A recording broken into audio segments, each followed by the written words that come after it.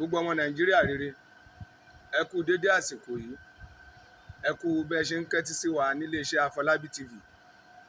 Àní fi ń ṣàwátì, àní fi ra wa ṣàwátì. Ẹ kú ọdún tá a bọ́ sí 2025 yìí, gbogbo wa àálàlúyọ.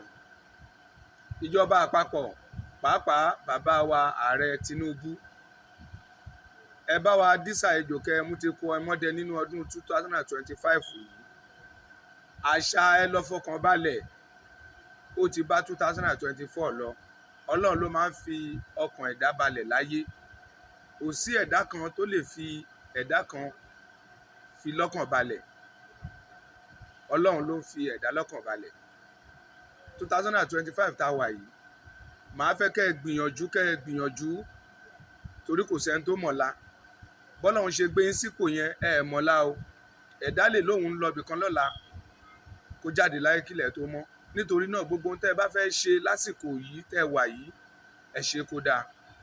Ẹni bá ṣe ààrẹ Nàìjíríà fọjọ́ mẹ́ta tó ti ń jìyà tẹ́lẹ̀ á di mílíọ̀níà o. Tí èèyàn bá dẹ̀ kówó jẹ, èèyàn máa fi ń tọ́jú aráàlú ni. Tí ò bá fi tọ́jú aráàlú, tó bá kó lọ sókè òkun lọ tọ́jú, ìṣẹ̀dá Nàìjíríà bí ẹlẹ́dàá tálákà á dẹ̀ jẹ níyà. Ibi tí èèyàn bá dẹ̀ ń ṣe lèèyàn ti ń jẹ. Gbogbo àwọn tó dìbò fún yín ẹ má gbàgbé wọn. 2025 la wà yìí, ẹ gbìyànjú láti rí i pé ẹ mú owó epo wálẹ̀. Bag of rice sì 100,000 plus ni. Ẹ jẹ́ kí gbogbo àwọn oúnjẹ wálẹ̀. Tẹ́ ẹ bá rí gbogbo títì ṣe, iná ṣe, tẹ́ ẹ bá ti rí tó oúnjẹ ṣe, ìjọba yẹn ti kùnà. Nítorí náà Ọlọ́run á fún yín ṣe. Ọlọ́run á fún yín ṣe làdúrà wa, nítorí pé Yorùbá ló kàn. Ẹ má bójú Nàìjíríà jẹ́. Ẹ bá wa share fídíò yẹn, ẹ bá wa comment, ẹ bá wa like ẹ. Afọlábí TV.